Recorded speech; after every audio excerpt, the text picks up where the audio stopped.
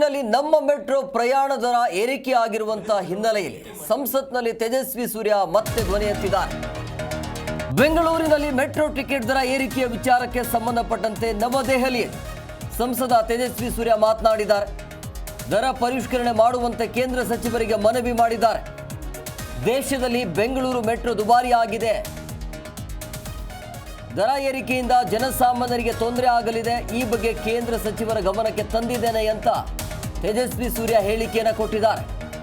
ನಿನ್ನೆ ಸಂಸತ್ನಲ್ಲೂ ಕೂಡ ಇದೇ ವಿಚಾರವನ್ನು ಮಾತನಾಡಿದ್ರು. ಈಗ ಹೊರಗಡೆ ಬಂದಾದ ನಂತರ ಸಚಿವರಿಗೆ ಮನವಿಯನ್ನು ಮಾಡಿದ್ದಾರೆ.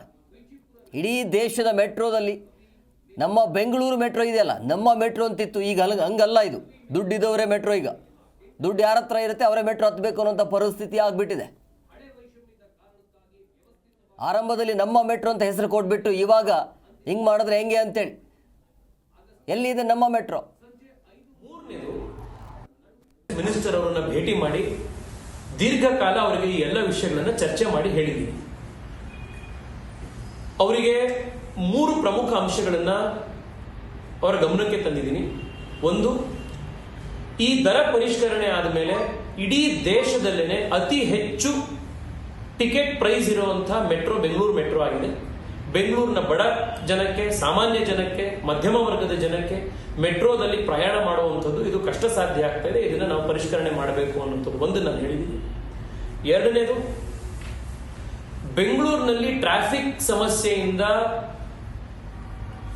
ಪಾರಾಗಿ ನಾವು ಕೆಲಸಕ್ಕೆ ಹೋಗಬೇಕು, ಮತ್ತೊಂದು ಕಡೆ ಹೋಗಬೇಕು, ವಾಪಸ್ ಕರೆಕ್ಟ್ ಆಗಿ ಟೈಮಿಗೆ ಬಂದು ನಾವು ಮನೆಯಲ್ಲಿ ಒಂದಿಷ್ಟು ಕುಟುಂಬ ಜೊತೆಗೆ ಸಮಯ ಕಳಿಬೇಕು ಅಂತಂದ್ರೆ ಮೆಟ್ರೋ ಒಂದೇ ಇರುವಂಥದ್ದು. ನಾವು ಮೆಟ್ರೋಗೆ ಮತ್ತಷ್ಟು ಉತ್ತೇಜನ ಕೊಡಬೇಕೇ ಹೊರತು ಮೆಟ್ರೋ ಪ್ರೈಸ್ ನ ಜಾಸ್ತಿ ಮಾಡಿ ಜನಕ್ಕೆ ಡಿಸ್ಕರೇಜ್ ಮಾಡಬಾರದು ಅನ್ನೋದನ್ನು ತಿಳಿಸಿದೀನಿ.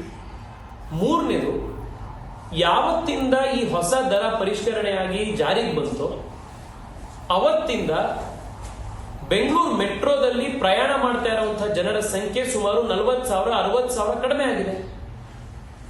ಬಸ್ನಲ್ಲಿ, ಟೂ ವೀಲರ್ಸ್ ನಲ್ಲಿ ಓಡಾಡುವಂತಹ ಜನರ ಸಂಖ್ಯೆ ಜಾಸ್ತಿ ಆಗಿದೆ. BMTC ಓಡಾಡುವಂತಹ ಜನರ ಸಂಖ್ಯೆ ಜಾಸ್ತಿ ಆಗಿದೆ. ಮೆಟ್ರೋದಲ್ಲಿ ಬರುವಂತಹ ಜನರ ಸಂಖ್ಯೆ ಕಡಿಮೆ ಆಗಿದೆ. ಇದಕ್ಕಿಂತ ಇನ್ಯಾವ ಉದಾಹರಣೆ ಬೇಕು? ಜನ ಇದನ್ನ ವಿರೋಧ ಮಾಡ್ತಾ ಇದ್ದಾರೆ ಅನ್ನೋದಕ್ಕೆ.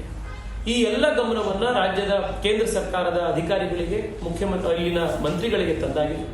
ಪಾರ್ಲಿಮೆಂಟ್ ನಲ್ಲೂ ಕೂಡ ವಿಚಾರದ ಬಗ್ಗೆ ನಾನು ಚರ್ಚೆ ಮಾಡಿದ್ದೀನಿ. ಇವತ್ತು ಕೂಡ ಕೇಂದ್ರ ಸರ್ಕಾರದ ನಗರಾಭಿವೃದ್ಧಿ ಇಲಾಖೆಯ ಸೆಕ್ರೆಟರಿ ಅವರಿಗೆ ಈ ವಿಚಾರವಾಗಿ ವಿಸ್ತೃತವಾಗಿ ನಾನು ಅವರಿಗೆ ಅಪ್ಡೇಟ್ ಮಾಡಿದ್ದೀನಿ. ಜಿ ಕನ್ನಡ ನ್ಯೂಸ್ ಈಗ ನಿಮ್ಮ ಮನೆಯಲ್ಲೇ ನೋಡಿ. ಎಲ್ಲ ಕೇಬಲ್ಗಳಲ್ಲಿ ಈಗ ಲಭ್ಯ. ನಿಮ್ಮ ನೆಚ್ಚಿನ ಜಿ ಕನ್ನಡ ನ್ಯೂಸ್ ಈಗ ಸನ್ ಡೈರೆಕ್ಟ್ ನಲ್ಲಿ number 292, Tata play number 1664, Jio TV number 1334, NXT digital number 30, in cable number 30, city networks 51, U digital number 162, GTPL number 17, Rockline telecommunications number 42, Shri Basaveshwara cable number 168, rural cable network 60, Vinayaka digital 57, Abhishek cable 821, city channel 53, Siddeshwara cable network 57, V4 digital Infotech 628, Surya digital networks 53, Gajanan digital number 836, Malnad infotech private limited number 56, metro cast number 830, victory digital number 167ರಲ್ಲಿ ನೋಡಿ ಆನಂದಿಸಿ.